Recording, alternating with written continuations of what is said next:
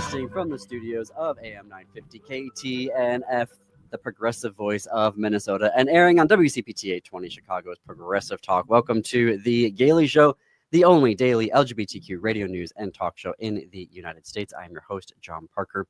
Today is our weekly Thinking Clearly, Thinking Queerly episode, where we sit down with a guest for the episode to help us think more clearly and more queerly on the major issues of the day facing the queer and allied community.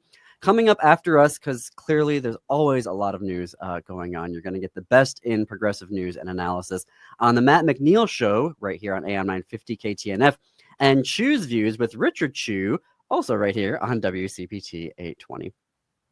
As we've been telling you all week long for the listeners in Minnesota, the 15th annual Walk for Recovery is this Saturday, September 13th. Team AM 950 will join hundreds of other teams supporting Minnesota Recovery Connection's Walk for Recovery on the grounds of the Minnesota State Capitol. The Walk for Recovery is a powerful expression of the positive impact that people in recovery can make. Help us break the stigma of addiction by joining Team AM 950 at the walk, or you can make a donation.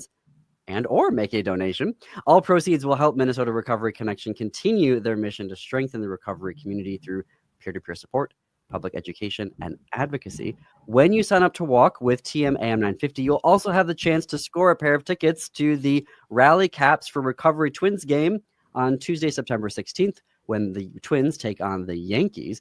And the team that raises the most funds at this year's walk will be featured on the 2026 Walk for Recovery official t-shirt. So if you can't make it to the Capitol on September 13th, you can still support Team AM 950 by donating online. Every dollar makes a difference now more than ever. So you can go to minnesotarecovery.org/walk. You can register there to join AM 950's team. Of course, you can donate there as well and get info about all of the Recovery Month events that are happening. That website is minnesotarecovery.org/walk. And that leads us into what we're talking about today: recovery and the LGBTQ community. My guest is Molly Sinclair. Molly is a person in long-term recovery with a passion for supporting others on their recovering journeys. After 15 years as a paralegal, Molly changed career fields. Molly serves as the Family Peer Recovery Specialist, where she supported family members of people struggling with substance use disorder. She currently provides direct support to people experiencing substance use disorder and addiction as a certified peer recovery specialist in the LGBTQIA2S+ community at Minnesota Recovery Connection and the Pride Institute. In her free time, Molly loves spending time with her wife, two rambunctious boys, dogs, and playing sober softball. Molly, welcome to the Gailey Show. Thanks so much for having me. Okay, so let's start with what I was just talking about, the Walk for Recovery. So I gave the overview spiel. What can you tell us about this weekend's walk? Yeah, I'm really excited about the walk this weekend. It's Minnesota Recovery Connection's single biggest fundraiser for the year. Oh, wow. We expect somewhere in the 3,000 to 5,000 people range. Hopefully, let's hope for good weather. That tends to bring out more people, but it's going to be a great time, and it's a family-friendly event. There'll be a bounce house, face painting for kids.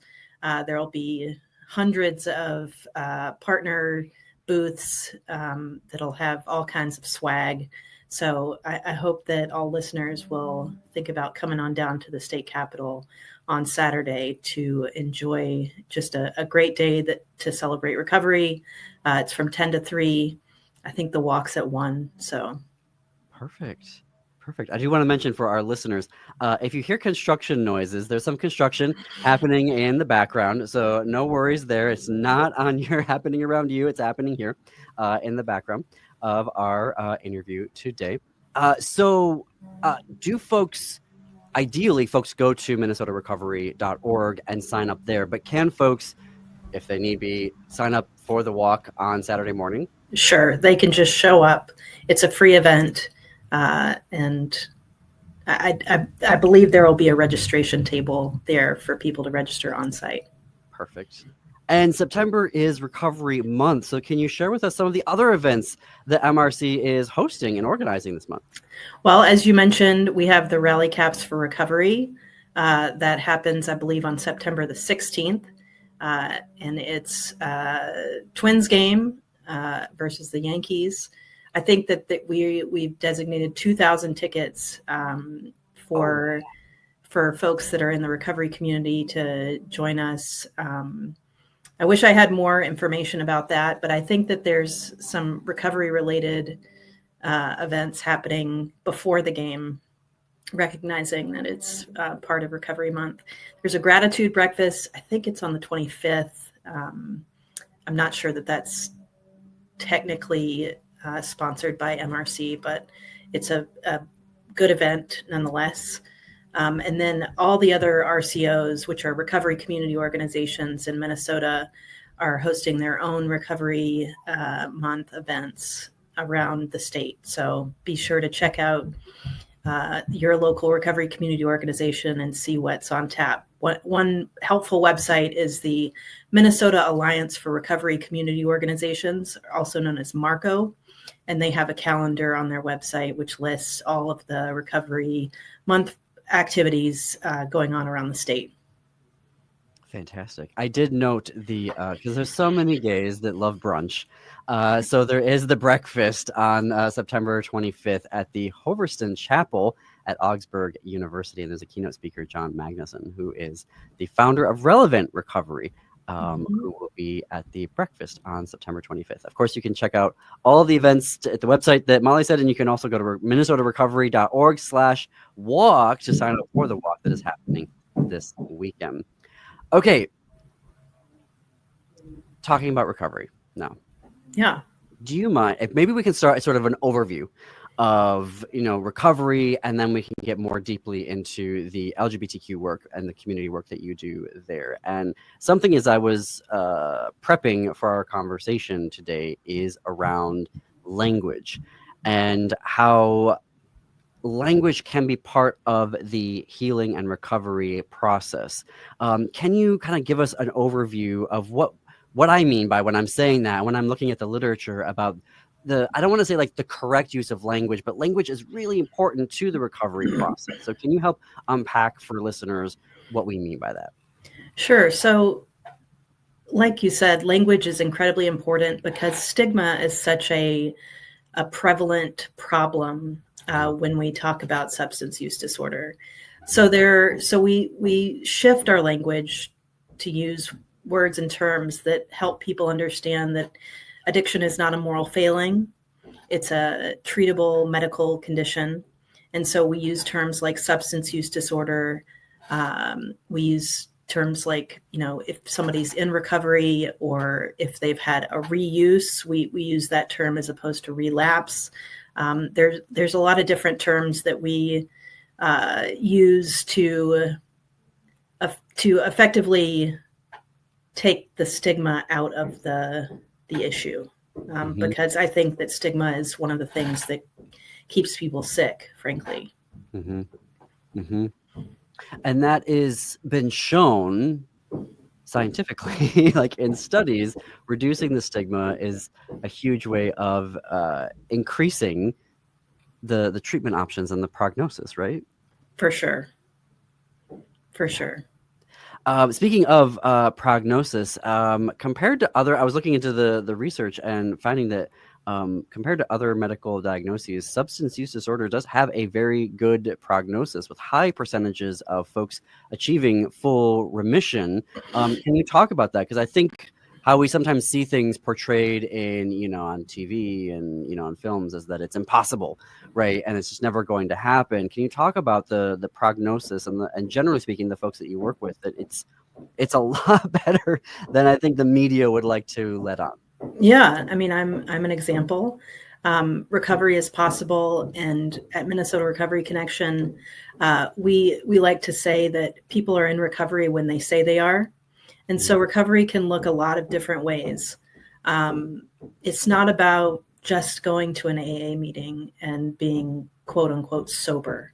It's about making a positive change in your life that leads to more health and better well-being and a healthier life. So in terms of how we talk about people being in recovery. We don't label people according to, if they're abstinent or not. We say that people are in recovery when they say they are, and that broadens the umbrella, so to speak. So somebody that has 5 days of sobriety is well on their way to hope and healing. And so I'm sort of rambling here, but no. I think that that it's important that we acknowledge that recovery looks a lot of different ways. And it doesn't just look like what we've seen, people being involved in a 12-step program necessarily. There are many, many paths to recovery. And those include, they can look like hanging out with other people in recovery, sober events, being on for me, I'm on a sober softball team. It can be working out, going to a gym. It can be, taking nature walks. Yes, So, I have to fit in a break here, and I want to get into all of those because it was really fascinating to me to look into the literature and see there's so many different ways that folks can approach recovery and how they get involved with that and the treatment process. So I'm going to take a break, and we're going to have more with Molly Sinclair when we come back. First, I want to share about our travel partner, Travel Marquette, and the reason why is that Marquette, Michigan, has become a very special place for me. For the past 10 years, I have been going to Marquette twice a year. And part of the reason why I love it is I don't have to worry about traveling while queer there because it's a university town, super blue city, and a reliably blue county with a very active pride organization. And Marquette has so many things that I need from a long weekend getaway, rather. Good restaurants, excellent bookstores, relaxing hiking, time out in nature, delicious bakeries.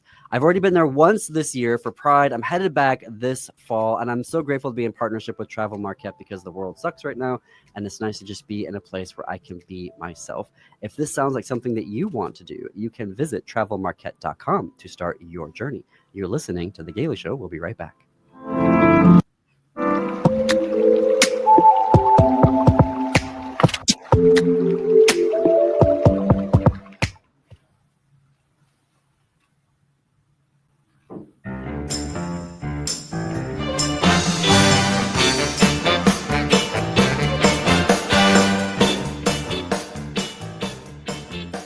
Welcome back to The Gailey Show. I am your host, John Parker. We are coming up on the bottom of the hour. This is our weekly Thinking Clearly, Thinking Queerly episode where we sit down with a guest for the episode to take a deep dive into an issue facing the LGBTQ and allied community. My guest today is Certified Peer Recovery Specialist at Minnesota Recovery Connection and the Pride Institute, Molly Sinclair. Molly, before the break, we were talking about all the various ways that folks that recovery looks like, the pathways into it, and what it looks like when you're in recovery. Can we start to unpack those again for our audience? Sure. So help me a little bit about, in terms of what you're looking for. Well, I think like you were saying that it could just, I think the major media, I think, stereotype is we just see depictions of the 12-step program. Right. Yeah. And that's pretty much all that we see. And you were kind of beginning to list out, like, there are a lot of different things, like you were saying for yourself, that's sober softball. So what are those activities that folks do to kind of help them in their recovery journey? Well, there's all kinds of sober sports. There's sober softball, there's sober climbing, there's sober run clubs. I think there's a sober sailing club. So physical activity can be a really helpful pathway. It certainly has been for me. There's also, outside of the 12-step model, there are all recovery meetings that Minnesota Recovery Connection hosts, and those look a little bit different.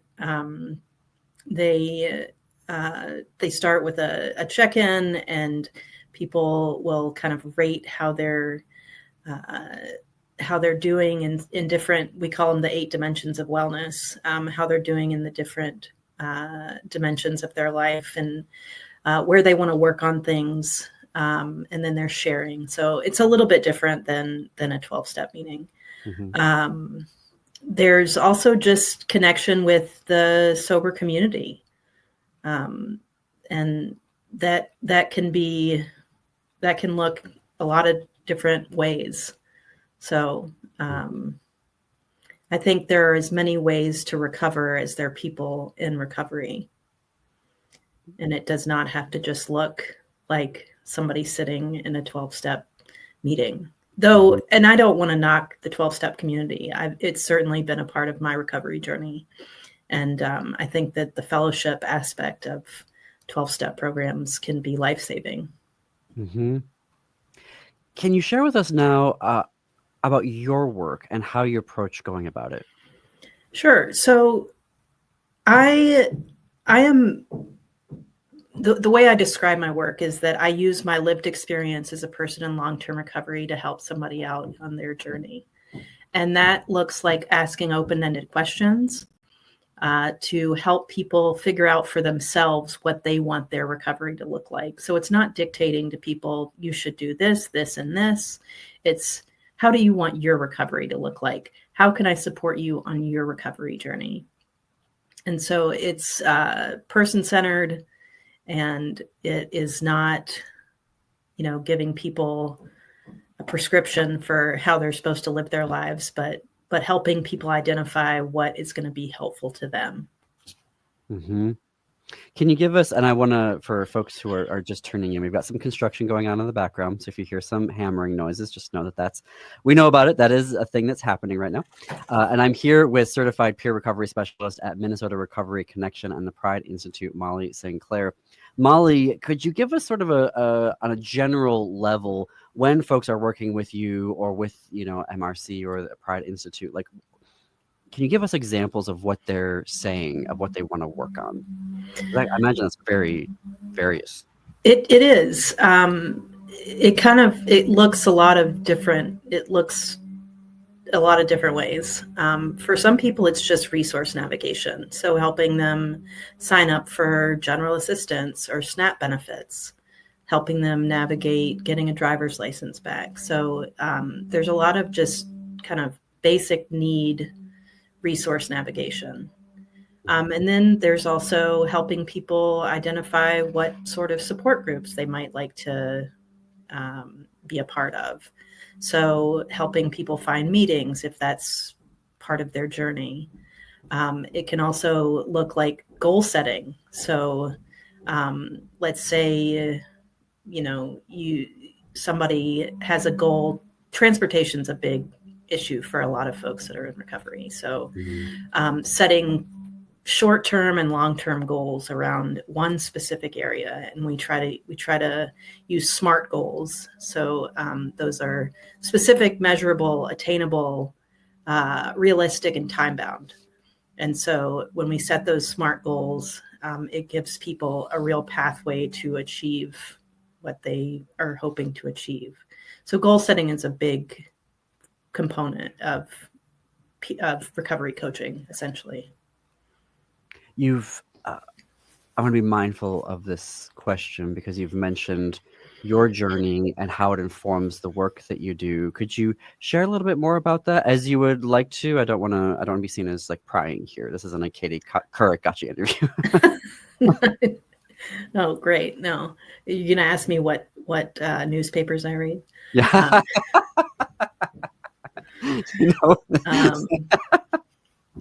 That was a classic interview for the kids who don't know of Katie Couric and at the time vice presidential candidate Sarah Palin, who couldn't name a newspaper, let alone know which one she read. So I'll just tell you a little bit about my story. I started my recovery journey in 2014. I struggled with alcohol use disorder for probably 20 years. And I realized in 2014 that I needed to make a change. So I went to an outpatient program. I'm originally from Nashville, Tennessee. And so that's where I went to an outpatient program. I had a reuse a couple of years later and decided I needed to go back to treatment. So in 2017, I went to an inpatient facility in Nashville as well. And then I continued to struggle for the next 5 years with reuse after reuse and feeling like I was a failure. And in December of 2022, I can't tell you exactly what's switched, what changed. I really leaned into the community, and I started surrounding myself with other sober people and other people that were, had some success in their recovery. And I think that was a big factor. And so I've been sober since December of 2022. What that means to me is that I like to say that I choose that what is I'm blanking on my own phrase, but we need to fit in a break, so maybe we can recapture that when we come back. I hate to take breaks like this when you're sharing such an important story, but you are listening to the Gailey Show on AM 950 KTNF and WCPT 820. We're going to have more with Molly when we come back.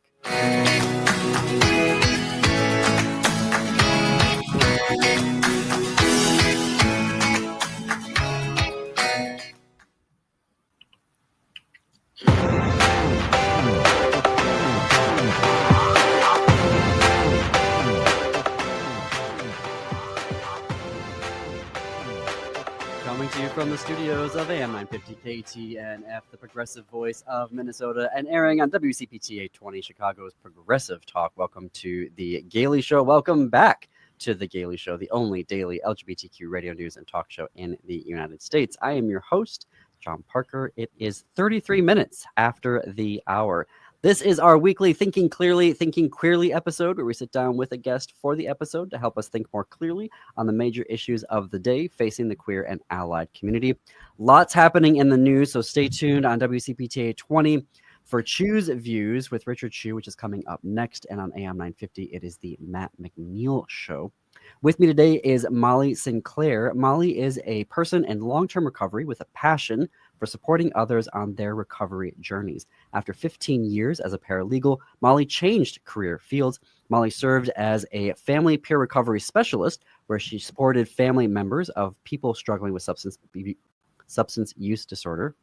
She currently provides direct support to people experiencing substance use disorder and addiction as a certified peer recovery specialist in the LGBTQIA2S+ community at Minnesota Recovery Connection and the Pride Institute. Molly, welcome back. So before the break, you were talking. I wanted to ask you a question. What does recovery mean to you, based off of your story that you were sharing with us? So the way that I describe it is that I now seek wellness rather than relief. And that is what recovery is about for me. For so many years, I just chased relief in the form of alcohol and drugs. And it didn't work. And so when I shifted my goal to seeking wellness as opposed to just relief, things started to kind of fall in line. It was a mentality shift that was really helpful for me to understand kind of what I was after, Mm-hmm. Thank you for sharing part of your story with us. I really appreciate that. A number of years ago, I was working in LGBTQ health equity here in the state of Minnesota, and on their education side of the nonprofit that I was at, and I was sort of redigging into my research from that time. And the LGBTQ community, unfortunately, does have higher rates of substance use compared to heterosexual and cisgender folks. But when we look into that research, science, because science helps us understand things, folks, so much of that substance misuse comes as the result of this tragic intersection of targeted bullying and discrimination for being part of the LGBTQ community, sometimes notably from family members, and then a lack of available LGBTQ affirming resources and connections. That's something that I have found in research. You work specifically in recovery with the LGBTQ community. So, what are you seeing from your vantage point? Well, I can speak on this personally. I know that part of my background. So I was raised in the Southeast in Nashville, Tennessee, and while Nashville is a pretty blue dot in a very red state, there was still, this was in the late 90s when I was coming out. There was still a lot of shame involved, and I'll tell you a quick anecdote. When I came out to my college roommate, she said to me, "Love the sinner, hate the sin." Which, when, you know, we're about to start living together again, and I, you know, get this little quip, you know, it was devastating to me. I felt like a pariah. Like that's all I was. I was just a sinner, you know, when I was just trying to live my truth. So that, among other experiences, sort of informed how I felt about myself and my sexuality. I've grown a lot since then, but I see, so specifically at the Pride Institute where I work part of the time, it's such a welcoming and affirming place for the community.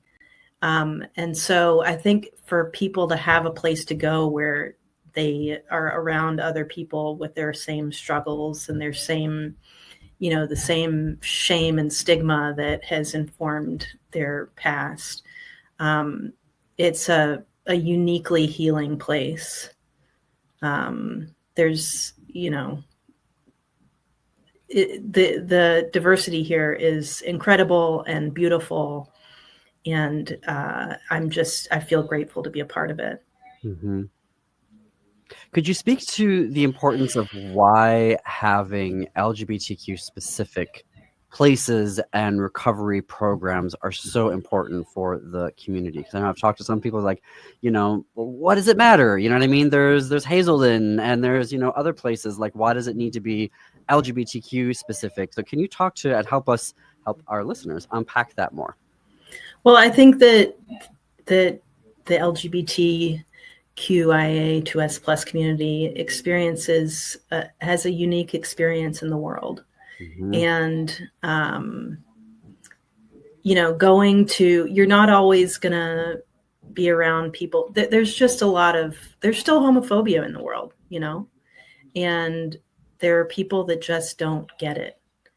I think that the culture that we kind of grow up in, like the bar scene, I know for me, the only place to meet other gay people in Nashville was the gay bar.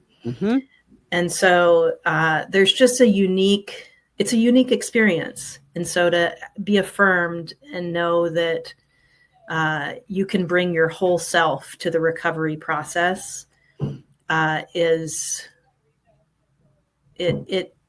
is really, I don't want to say the word healing again, but it is helpful to be able to be your whole person, to live authentically and know that you're not going to be judged for that.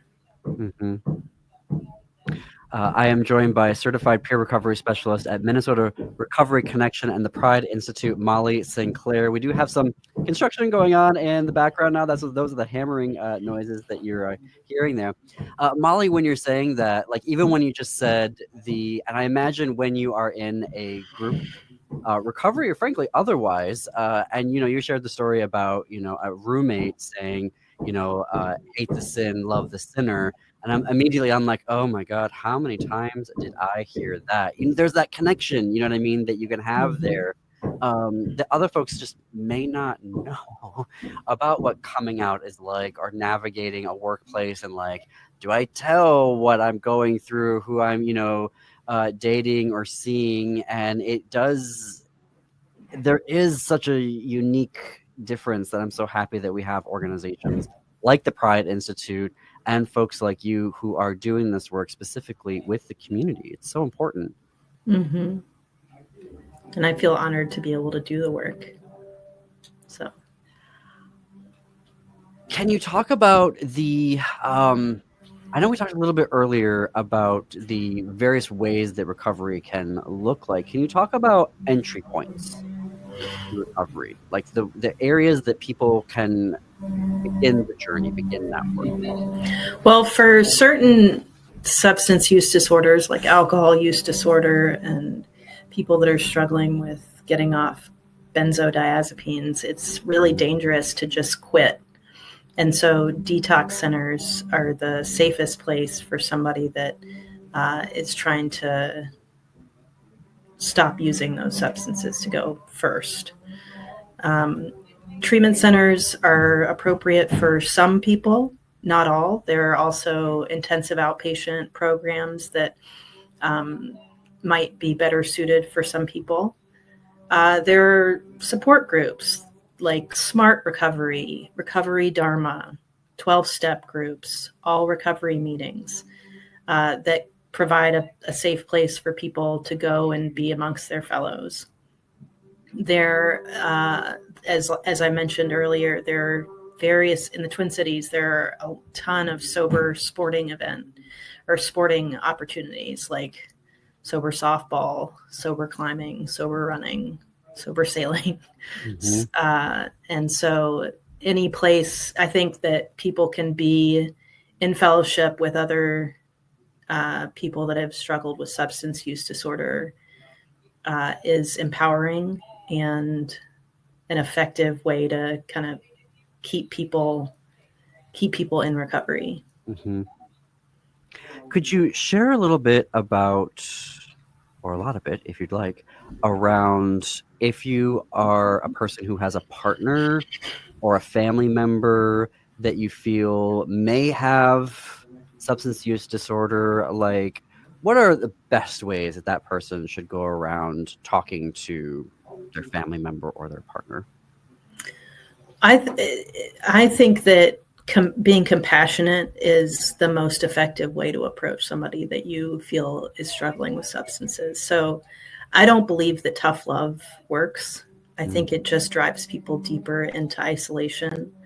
So being curious, asking open-ended questions to your loved one, like what might a change look like? How might you go about that change?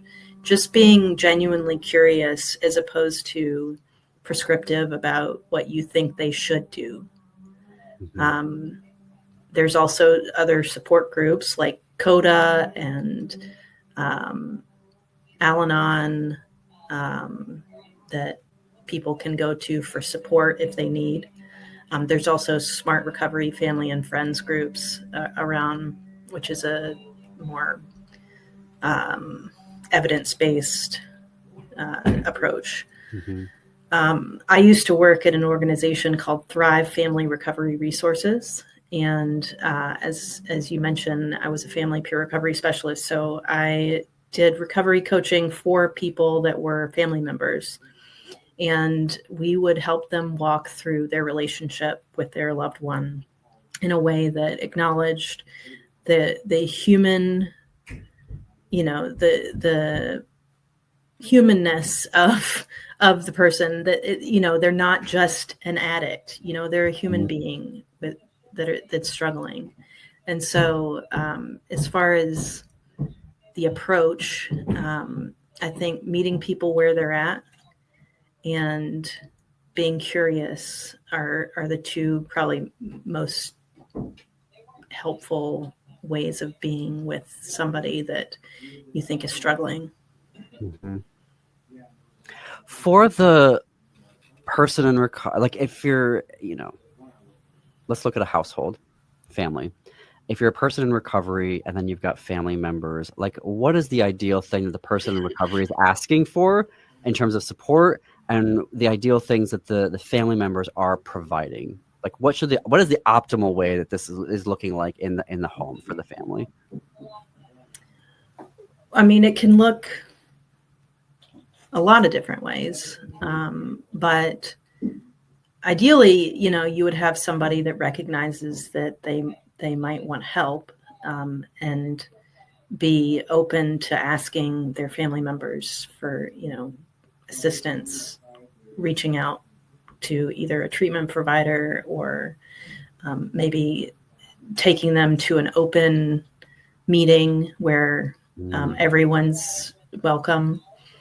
I think just making sure that you're not meeting a struggling person with shame or stigma, and just being loving and compassionate is the best course. So I'm not sure if that answers your question. No, yeah, for sure. And not saying stuff like hate the sin, love the sinner.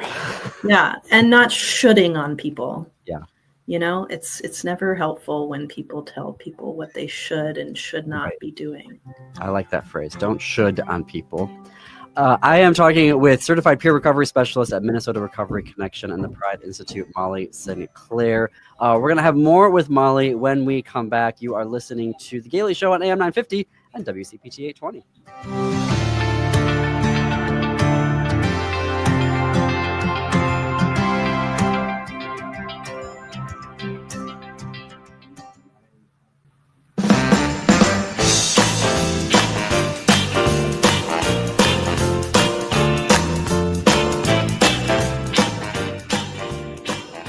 Welcome back to The Gailey Show. I am John Parker. We are coming up on the top of the hour. My guest today is certified peer recovery specialist at Minnesota Recovery Connection and the Pride Institute, Molly Sinclair. We are talking about recovery and the LGBTQ community. And Molly, during the break, you were telling me about a pretty big statistic about the community. Do you want to share that with us? Yeah, so there's an estimate that 30% of the LGBT community struggles with some form of addiction, whether that's alcohol, substances, or process addictions.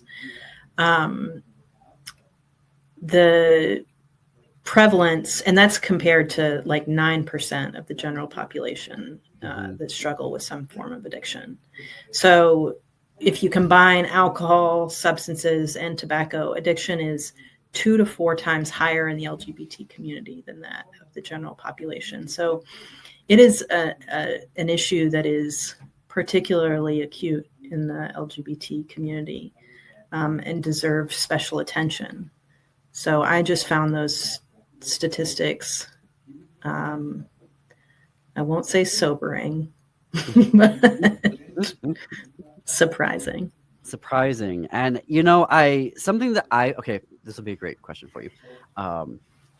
When I was doing health education, and I found this was about 10 years ago, LGBTQ health equity conversations, and I'd bring up data like this, and it would always make queer people squeamish because they're like, don't tell people that because it makes, we have to be these perfect models of, LGBTQ stuff. And when we say stuff like these numbers, then it just gives the right, like MAGA and all of them, an excuse to like come after us. And then, or I would talk to folks who'd be like, well, see, there's something wrong in the LGBTQ community. Like if it was all okay, then people wouldn't be having substance use disorders. And in conversation with me, sort of unpack that this is largely because of the minority stress that LGBTQ folks are going through. Can you help unpack these numbers for us? Yeah. So let's just think about what might fuel addiction. Mm-hmm. So there's social pressures. There's lack of access to adequate health care in some of these populations. There's prejudice, homophobia. So those social pressures that you were mentioning. And then when you add to that, where do gay people get together?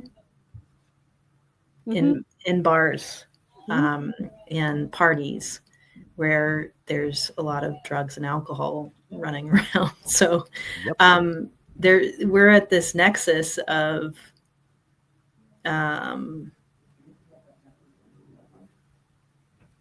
opportunity for there to be substance use disorder. It's sort of a perfect storm.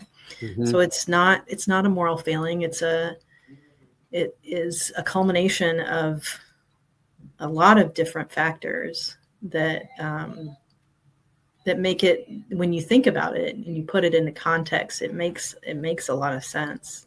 And at those bars, I mean, you've got Molly and poppers and ketamine and all, not just alcohol being served over the counter. I live with epilepsy, and alcohol gets me to my seizure threshold, so I had to like cut it out completely. And I was so bummed because I was like, I don't want to go to bars and pubs anymore. Like I'm just cutting it out. And this was a number of years ago where there wasn't non-alcoholic anything. There weren't mocktails, there was nothing. And I lost so many friends, not because they were like, oh, you don't drink, but it was just sort of you're not going to the bars anymore and the club, so that's where I would normally see you. And it just sort of, these friendships just sort of like fizzled out because of that. And I was like, which is why I was so happy to move to the Twin Cities, where I'm like, there's so many other areas for us to, sports clubs, and there's faith groups, and there's music groups, and there's so many other ways of being in community together without it all having to revolve around bars. And I think that human connection is the single most important part of my recovery. So being in community with other people is integral to my recovery. How's the softball team doing this season? Our softball team is, we were kind of finished in the middle of the pack, but we've got our season ending tournament this weekend. So that'll be a lot of fun. The St. Paul Sober Softball League. If you look it up, I think it's stpaulcdleague.com. But there's, I think, like 40 teams in the league. Wow. So it's a huge community, and it's a lot of fun. So. Wow. So you have the recovery walk and championship weekend. Oh, yeah. Yeah. It's a big weekend. My wife is like stressing out about our family calendar. She keeps us in line, and she's, I've got to be at the walk around 6:00 in the morning, and then I'll be going to sober softball in the afternoon. And I think grandparents are going to be called in for extra support. So. When everything just always happens to happen at once. Molly, I cannot believe we're already at the end of our time. Molly, this has been so great to be in conversation with you. I want to have you back on here because I feel like we just topped, to use a cliche, we've just touched the top of the iceberg when it comes to recovery and unpacking this. So thank you for joining me today. Thank you. I really appreciated it. And I enjoyed our conversation. Good. I'm glad. And I want to remind folks that you can join Molly this weekend at the Minnesota Recovery Walk. You can join Team AM 950 by going to minnesotarecovery.org/walk, where you can sign up, register, join Team AM 950, donate, and attend events all month long. And I would be remiss not to mention that you can listen to Minnesota Recovery Connection's radio program, Redefining Recovery, which airs on AM 950 radio every Saturday from 10 to 11 a.m. with host Caddy Frink. Thank you again, Molly, for joining us today, and thank you all for listening. I have 2 quick birthday announcements to our friends Roger and Tina. Happy birthday. Up next on WCPT 820 is Choose Views with Richard Chu. On AM 950 radio, it is the Matt McNeil Show. Stay tuned after that for Native Roots Radio. Then Step Into the Unknown with Greg Bakken on Ghost Box Radio at 10 p.m. Central. And until tomorrow, keep it queer, America.